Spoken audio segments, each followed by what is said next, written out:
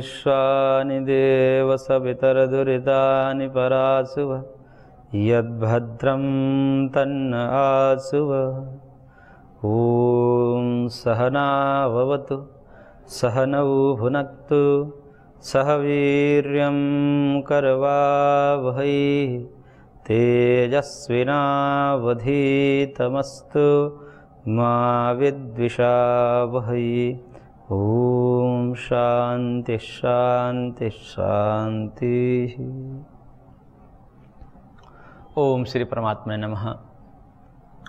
योग दर्शन का आज दूसरा पाद साधन पाद पर चर्चा करेंगे। समाधि पाद पर हमारी चर्चा लगभग पूर्ण हो चुकी थी। सूत्र के आधार पर हमारी व्याख्या चल रही है, थोड़ा सा भाष्य का भी आलम्बन ले रहे हैं। तो अभी तक जो हमने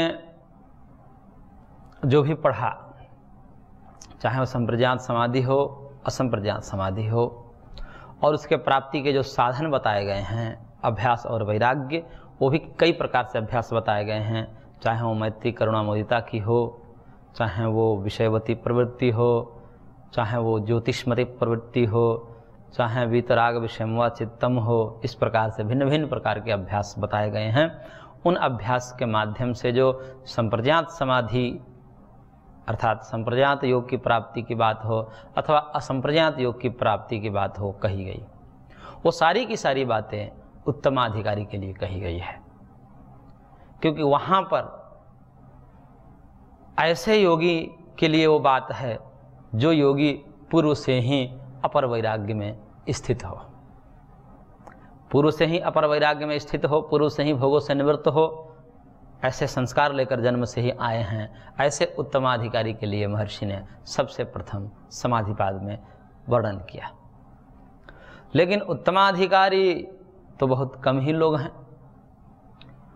और हमें अपने आप को तो मध्यम मानकर चलना पड़ता है, क्योंकि वो उत्तमाधिकारी तो हैं नहीं। तो कतिपय महर्षि हैं, परम पूज्य गुरुदेव जैसे महाराज, बाकी तो सब हम मध्यम में अपने आप को मान सकते हैं, क्योंकि अपने आप को ठीक ठीक आंकना भी अपने पर न्याय करने जैसा होता है। अपने आप को, अपनी स्थिति को ठीक ठीक आकलन करना चाहिए। आवेश में आकर के अपनी स्थिति के अन्यथा आकलन करने से हमारी ही हानि होती है। हम जिस स्थिति में हैं उस स्थिति को मानते हुए उससे आगे बढ़ने का प्रयास करना चाहिए, न कि जो स्थिति ही नहीं है उस स्थिति का नाटक नहीं करना चाहिए। इसलिए हमें अपने आप को मध्यम मानकर चलें तो ठीक है, ज़्यादा अधमहीन नहीं मानना है। अधम मानने से फिर तो और भी ऊपर उठना मुश्किल हो जाता है। लेकिन कई योगी तो ऐसे हैं, उनकी भावना ऐसी होती है, अपने आप को अधम मानकर चलते हैं, तो वो उनकी उदारता है, उनके अहंकार ना आवे इस कारण से ऐसा करते हैं। ऐसा उनका अभिप्राय नहीं होता, वो ऐसे होते नहीं हैं, लेकिन अहंकार ना आवे, क्योंकि अहंकार कब आ जाता है और वह अहंकार के चपेट में व्यक्ति कब पकड़ा जाता है ये कुछ कहा नहीं जा सकता। इस कारण से वो अपने आप को अधम मानते हैं। वस्तु वो अधम होते नहीं हैं, वो तो उत्तम कोटि के ही अधिकारी होते हैं, लेकिन उनकी अपनी भावना होती है, उस भावना के कारण कहते हैं। अब इस पाद के प्रारंभ में महर्षि व्यास जी अवतरणिका देते हैं, थोड़ा सा एक पंक्ति का जो है समन्वय बनाते हैं और कह रहे हैं कि उद्दिष्ट समाहित चित्तस्य योगः। समाहित चित्तस्य योगः उद्दिष्ट। समाहित चित्त वाला यानी कि जिसका चित्त पहले से कुछ एकाग्र है, ऐसे एकाग्र चित्त वालों के लिए यानी कि उत्तमाधिकारी के लिए हमने योग कह दिया है। और योग का मतलब उस योग के स्वरूप और उसके साधन, उसके प्राप्ति कैसी की जाए ये भी बता दिया गया अभ्यास वैराग्य आदि के द्वारा। अब कह रहे हैं कि कथम व्युत्थित चित्तोपि योग युक्तः स्याद् इति एतद् आरभ्यते। लेकिन हम जैसे व्युत्थित चित्त हैं, जिनका चंचल चित्त है, समाहित चित्त वाले व्यक्ति तो अचंचल चित्त वाले हैं, जिनका चित्त पहले से एकाग्र है, उनके लिए साधन का कथन तो कर दिया पहले पाद में। अब कह रहे हैं कि हम जैसे चंचल चित्त वाले जो व्यक्ति हैं, जो व्युत्थित दशा में है, जिनका चित्त चंचल है, एकाग्र नहीं हो पा रहा है, वो अपने को कैसे संयम करे, क्योंकि वो तो स्थिति बड़ी विलक्षण है। क्योंकि वो जो हमने पढ़ा कई बार तो समझ में ही नहीं आती, प्रारंभिक रूप से समझना ही बड़ा मुश्किल हो जाता है। ऐसे ऐसे वो स्थिति का वर्णन करते हैं, उन समापत्तियों का वर्णन करते हैं कि पढ़ने और पढ़ाने वाले दोनों के लिए जो है छक्के छूट जाते हैं उसको समझने में, क्योंकि उत्तमाधिकारी की बातें हैं, इसलिए वो समझना थोड़ा सा जटिल हो जाता है, लेकिन फिर भी समझ लेते हैं गुरु कृपा से, ईश्वर कृपा से, गुरु ग्रंथ और गोविंद की कृपा से। अब कह रहे हैं कि अब जो व्युत्थित चित्त है, हम जैसे चंचल चित्त हैं, बहिर्मुखी जीव हैं, उनके लिए क्या उपाय हैं? क्योंकि ये उपाय तो आपने अभ्यास वैराग बता दिया, वो तो संभव नहीं है, तब कैसे करें? तब उसके लिए महर्षि कहे कि है उपाय हम बता रहे हैं, वो है क्रिया योग। और उस क्रिया योग को कहते हुए महर्षि कह रहे हैं तपस्वाध्याय ईश्वर प्रणिधानानि क्रिया योग। ये तीन चीज को क्रिया योग कहा महर्षि ने, तप, स्वाध्याय और ईश्वर प्रणिधान, ये तीन को क्रिया योग कहा, क्योंकि ये तीनों क्रियात्मक है। तप भी, स्वाध्याय भी और ईश्वर प्रणिधान, ये सब क्रिया हैं, चाहे वो शारीरिक हो, मानसिक हो, वाचिक हो, ये क्रिया ही हैं। तो शारीरिक, वाचिक और मानसिक होने के कारण इसको क्रिया कहा जाता है। और क्रिया के साथ योग शब्द इसलिए लगाया क्योंकि ये योग के साधन है, साधन और साध्य में अभेद करके कथन किया गया है। यहाँ पर योग नहीं है, योग के साधन है। तप, स्वाध्याय और ईश्वर प्रणिधान ये योग के साधन है, साक्षात योग नहीं है, लेकिन साधन और साध्य में अभेदोपचार करके भी कथन किया जाता है। जैसे कह दिया जाए आयुर्वै घृतम, ये घृत ही आयु है। घृत आयु का साधन है, न कि आयु है। घृत से आयु बढ़ती है, ऐसा कथन होना चाहिए। लेकिन यहाँ पर कारण और कार्य में अभेद करके कथन कर दिया जाता है, उस कारण की महत्ता बताने के लिए कि ये कारण इतना महत्वपूर्ण है, ये साधन इतना महत्वपूर्ण है, यह बताने के लिए ऐसा किया जाता है। इसको कहते हैं कारण कार्य में अभेदोपचार करके कथन किया गया है। तो क्रिया को योग कह दिया गया है क्योंकि ये क्रिया हैं, ये साधन हैं, और ये साधन योग के उपाय हैं। साधन मतलब उपाय है, उपाय होने से, योग के उपाय होने से यहाँ पर इसको क्रिया योग शब्द से गौण रूप में कहा गया, साक्षात रूप में नहीं समझना चाहिए। तो तीन चीजें हैं यहाँ पर, तप, स्वाध्याय और ईश्वर प्रणिधान। इनको क्रिया योग को कर्म योग भी कह सकते हैं, क्रिया मतलब कर्म, तो ये कर्म योग है। अब इस कर्म योग में तीन चीजें हैं, इसलिए जो अपने आप को कर्म योगी मानते हैं, और इस कलिकाल में कर्म योग ही मनुष्य को पार लगा सकता है, क्योंकि कर्म योग ही एक ऐसा मार्ग है जो व्यक्ति को बचा सकता है इस कलिकाल में। बाकी सब मार्ग जो है अपने आप को छलावा और भुलावा देने जैसा है, क्योंकि स्थिति तो वो है नहीं, और जबरदस्ती उस स्थिति में जाना, फिर व्यक्ति या तो प्रमादी हो जाता है या अत्यंत निकृष्ट में चला जाता है। क्योंकि अपने आप को, जैसे कोई बच्चा हो और उसको तैरने नहीं आता हो, या थोड़ा बहुत तैरने आता हो और थोड़ा बहुत तैरना जाना हो, अभी थोड़े पोखर इत्यादि में तैरने जानता हो, वो भी किनारे पर तैर करके फिर किनारे लग जाता है, इस प्रकार से तैरता है। अब वो व्यक्ति जोश में आकर के, कोई ऐसे तैराकी के जोश में आकर के, और वो समुद्र में छलांग लगा दे, गंगा जी में छलांग लगा दे, अब क्या होगा उसका? उसकी हालत क्या होगी? मरेगा। क्योंकि अपनी योग्यता का यथार्थ आकलन न करके और अनर्थ आकलन कर लिया। था किनारे पर तैरने वाला और अपने को समझ लिया कि मैं पूरा नदी ही पार कर सकता हूँ, मैं पूरा समुद्र ही पार कर सकता हूँ, ऐसे आकलन यदि कर लेता है तो फिर क्या होता है? मरने वाली नौबत हो जाती है, मरता ही है वो। ऐसे ही अपने योग्यता के अनुसार जो हमारी आज स्थिति है और सबकी, वो कर्म योग की ही स्थिति है। बिरले ही लोग हैं जो ज्ञान योग में निष्णात होते हैं। ज्ञान योग का मतलब निवृत्त मार्ग, निवृत्त मात्रा का मतलब है कि बस ध्यान भजन के अतिरिक्त और कुछ काम नहीं है उनको, लेकिन उसमें वो प्रमाद नहीं करते। वो जो उनका अपना विषय होता है वो उसमें प्रमाद नहीं करते। प्रमादियों की बात नहीं है। ज्ञान योगी का मतलब कि नित्य निरंतर भगवान में रमण करना और कुछ संसार के काम न करना, उसको विशुद्ध रूप से ज्ञान मार्गी कहते हैं। और कर्मयोग जो है वह भगवत भाव से सब जीवों की सेवा करना, अपने कर्म को ही पूजा मान करके अपने कर्म को ही भगवान पर अर्पित करना। ब्रह्मणि आधाय कर्माणि संगम त्यक्त्वा करोति लिप्यते न सपापेन पद्म पत्रमिवाम्भसा इत्यादि जो गीता के वाक्य हैं, उसके अनुसार जो अपना जीवन चलाता है। तो वो क्रियायोग है, उसके 3 अवयव हैं। जैसे गंगा जमुना सरस्वती को संगम कहा जाता है, ऐसे तप स्वाध्याय और ईश्वर प्रधान को क्रिया योग कहा जाता है। जब भी क्रिया योग शब्द आए यदि योग में, तो समझ जाना चाहिए कि इसमें 3 चीजें हैं, तप, स्वाध्याय और ईश्वर प्रणिधान। तप के विषय में महर्षि व्यास जी कह रहे हैं, ना तपस्विनो योग सिद्ध्यति। अतपस्वी को योग कभी भी सिद्ध नहीं हो सकता। यहाँ योग की बात है इसलिए योग शब्द कहा, वैसे इस सूत्र को हम कहीं भी लागू कर सकते हैं कि जो भी जिसको अपना अभिष्ट ध्येय है, जो भी अपना लक्ष्य है, टारगेट है, वो तप के बिना सिद्ध नहीं हो सकता। किसान है, उसके लिए क्या अभिष्ट है? अन्न आदि अभिष्ट है, अधिक से अधिक अन्न का उत्पादन हो। व्यापारी जो हैं, व्यवसायी हैं, उनके लिए क्या अभिष्ट है? धनादि का अत्यधिक संग्रह हो। तो जिनका भी जो भी अभिष्ट लक्ष्य है, विद्यार्थी का लक्ष्य है विद्या अधिक से अधिक ग्रहण करें,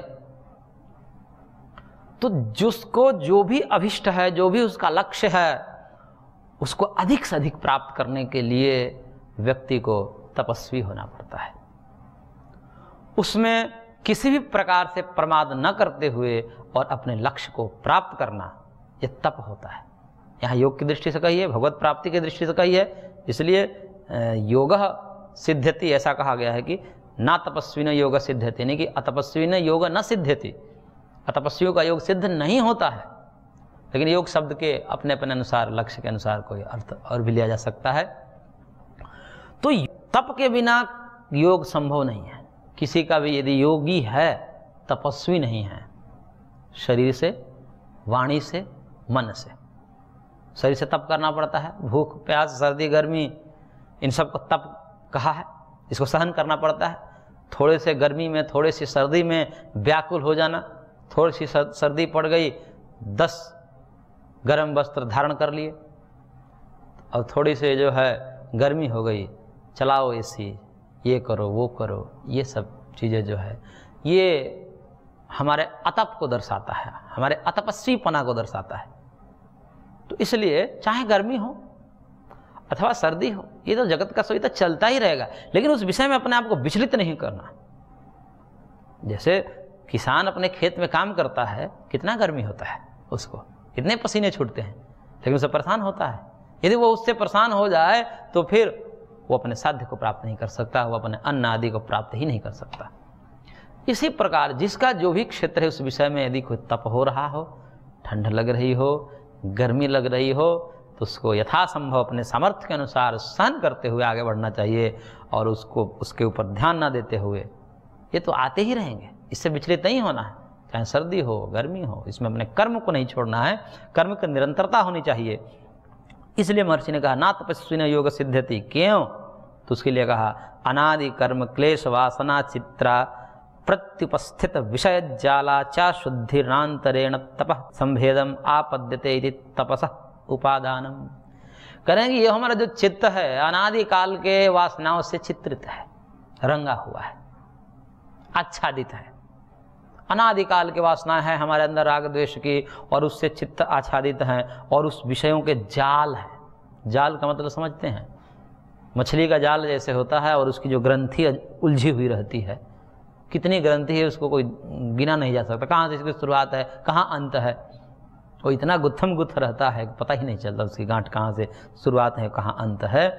इस प्रकार से अनादि कर्म क्लेश वासना से चित्रित जो हमारा चित्त है विषय जालों से, वो तप के बिना उसकी शुद्धि नहीं हो सकती। इसलिए यहाँ पर तप का संग्रह किया गया है महर्षि के द्वारा कि यदि आपको अपने अंतःकरण की शुद्धि करनी है तो तप करना पड़ेगा, वो चाहे शारीरिक हो, मानसिक हो या वाचिक हो। 3 प्रकार के तप होते हैं, शरीर से, वाणी से और मन से।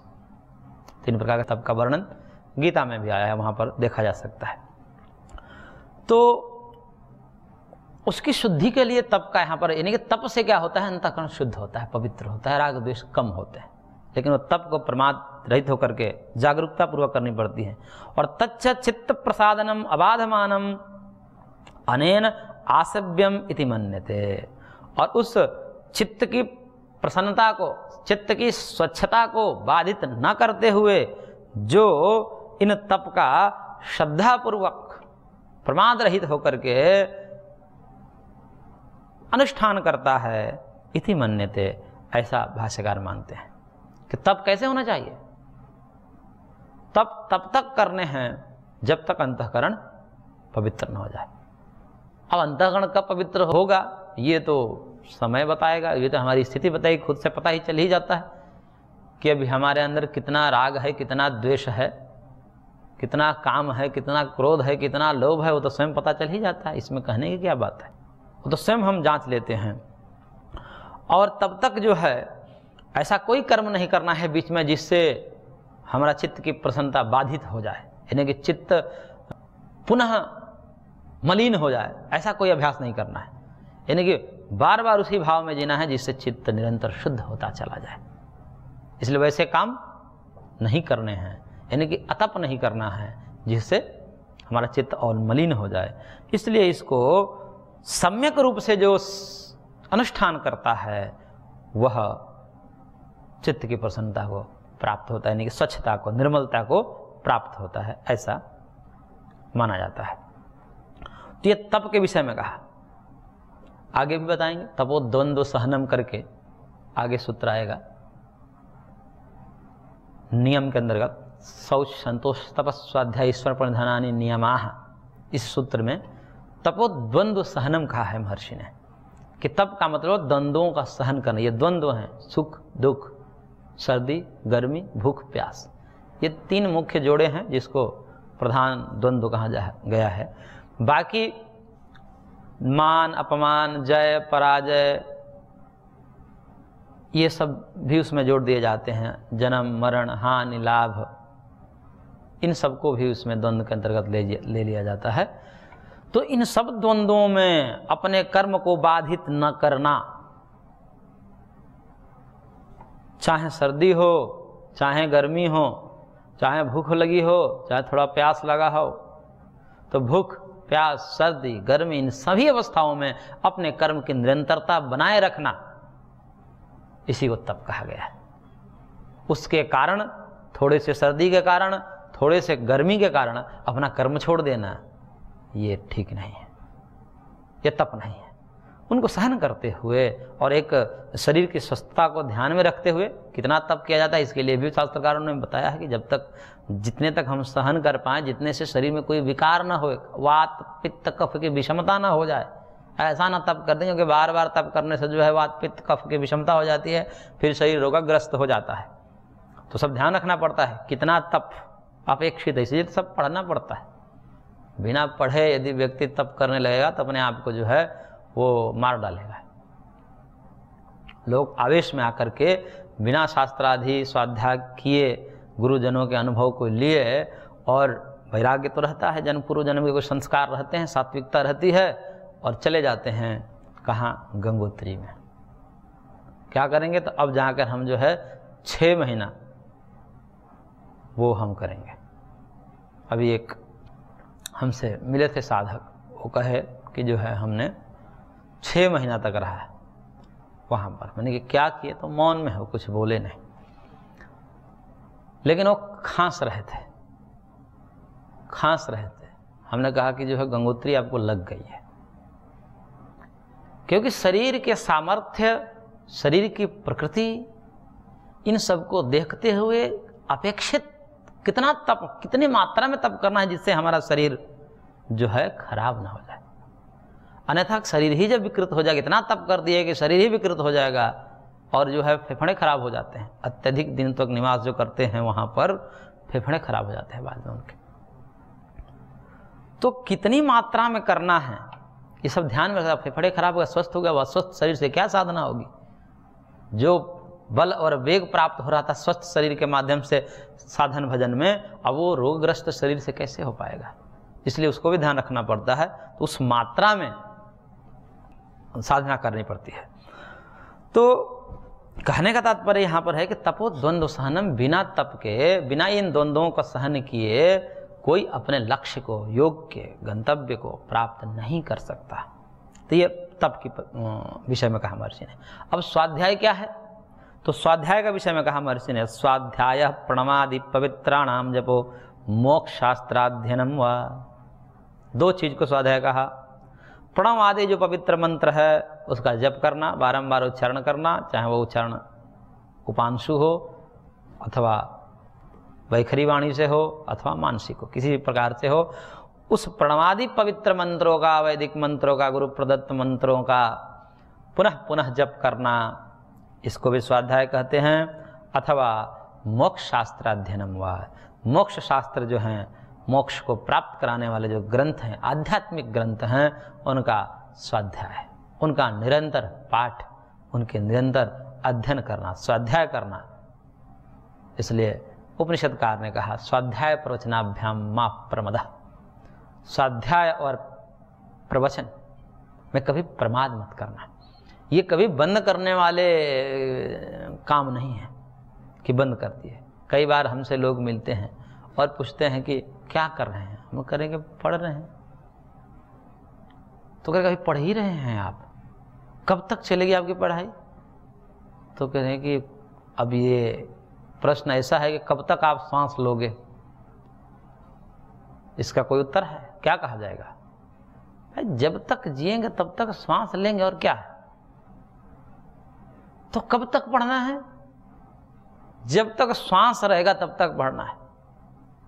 कई तो ऐसे लोग होते हैं, कहते हैं कि ये सब शास्त्र भी जो है ये भी कुछ काम आने वाला नहीं है। यानी कि शास्त्र भी कुछ काम कर आने वाला नहीं है, तो क्या काम आने वाला है भाई? तो कहते हैं कि कबीर ने कौन सा शास्त्र पढ़ा था, रैदास ने कौन से शास्त्र पढ़े थे?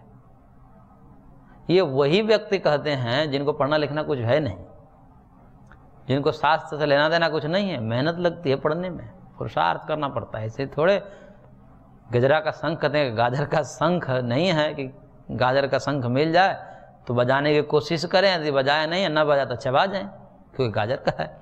तो गाजर का शंख थोड़ी है पढ़ाई कि बजेगा बजेगा, नहीं तो चबा जाएंगे। तो उसमें पुरुषार्थ करना पड़ता है। इसलिए ऐसे कुतर्क दिए जाते हैं, अरे जब तक जिए तब तक पढ़े। स्वाध्याय प्रवचन ये उपनिषदकार कर रहे हैं, कह रहे हैं, जो ब्रह्म ज्ञान में निष्णात है, ब्रह्मनिष्ठ हैं। ऐसे महर्षियों का अनुभव वे स्वयं कह रहे हैं, और आप जो है कुछ अनुभव नहीं है आपके, ना आपकी स्थिति है, और आप कह रहे हैं कि जो है कब तक पढ़ेंगे? जब तक जिए तब तक पढ़ेंगे, ऐसा है। इसलिए स्वाध्याय करते रहना, मोक्ष शास्त्रों का अध्ययन करते रहना, ये दो चीज को स्वाध्याय शब्द से कहा गया है। यानी कि मंत्र जब भी स्वाध्याय के अंतर्गत कहे गए हैं यहाँ पर, और शास्त्रों का अध्ययन तो है ही स्वाध्याय। और तीसरा जो ईश्वर प्रणिधान है उसके विषय में कहा, ईश्वर प्रणिधानम सर्व क्रियाणाम परम गुरु अर्पणम तत्फलम संन्यासो वा। ईश्वर प्रणिधान क्या है? सर्व क्रियाणाम परम गुरु अर्पणम। अपने समस्त क्रियाओं को, अपने जितने भी कर्म हैं आपके, जो आपको उत्तरदायित्व हैं, वर्णाश्रम विहित जितने कर्म हैं, उन समस्त कर्मों को परम गुरु सएषा पूर्वेशाम अपि गुरु, उस परम गुरु परमेश्वर पर अर्पित करके किए। त्वदीयम वस्तु गोविंद तुभ्यमेव समर्पये, इस भाव से अर्पित करके और फल से संन्यास ले लें। यानी कि कर्माशक्ति और फलाशक्ति दोनों से निवृत्त हो जाए। मैं कर्म नहीं कर रहा हूं, मेरे द्वारा कर्म करवाए जा रहे हैं। प्रकृते क्रियमाणानि गुणैः कर्माणि सर्वशः अहंकार विमूढ़ात्मा कर्ता हमिति मन्यते। इस गीता के वचन के द्वारा अपने आप को अकर्ता मानते हुए, भगवान का यंत्र मानते हुए भी, कर्तृत्वपने को हटाते हुए, मैं कर्म नहीं कर रहा हूं, इस अहंकार को हटाइए, इस ममत्व को हटा करके। और जब कर्माशक्ति खत्म हो जाएगी तो फलाशक्ति भी खत्म हो जाएगी। जब मैं कर्म नहीं कर रहा हूं तो फल के प्रति भी हमारी कोई आसक्ति नहीं रह जाती। इस प्रकार समस्त कर्म और समस्त फलों को भगवान पर न्यौछावर करके, अर्पित करके, और अपने आप को केवल भगवान का दास मान करके जैसे दास सब कर्म करता है, पूरा पुरुषार्थ करता है, खूब कर्म करता है, लेकिन वो अपने आप को जो भी कर्म करता है वो अपना नहीं मानता, ये मेरा नहीं है कर्म, ये मालिक का है। ऐसे ही हमारे परम मालिक कौन है? परमेश्वर है। उन्हीं को मानकर उन्हीं के लिए सारे कर्म करते हैं तो फल भी किसी का मिला, फल भी जो मिला उन्हीं के लिए, उन्हीं के द्वारा मिला तो उन्हीं के लिए है, ये हमारे लिए नहीं, हमारे भोग के लिए नहीं है। फल भी प्राप्त है, हम दूसरी जगत की सेवा में लगा देंगे। कर्म करें वो हम ये नहीं कर रहे हैं, उसमें भी अहंकार नहीं होना चाहिए। इस प्रकार से कहा कि तत्फलम संन्यास हुआ, सर्व क्रियाणाम परम गुरु अर्पणम से कर्माशक्ति का त्याग की बात कही, और तत्फलम संन्यास हुआ से फलाशक्ति की त्याग की बात करी। इस प्रकार से इस एक सूत्र में पूरे गीता का सार समाहित है। इसलिए हमने कहा कि ये कर्मयोग है। यहाँ पर जो ईश्वर प्रणिधान है वो पूर्व में कथित ईश्वर प्रणिधान से भिन्न है, क्योंकि पूर्व पाद में ईश्वर प्रणिधानाद्वा सूत्र से जो कहा गया था वहाँ पर भक्ति योग की बात कही गई थी, और यहाँ पर क्रिया योग की बात कही गई है। इसके विषय में हम और आगे चर्चा करेंगे। आज की कक्षा को यहीं पर विराम देते हैं, शेष अगले अंक में। ओम शांति शांति शांति।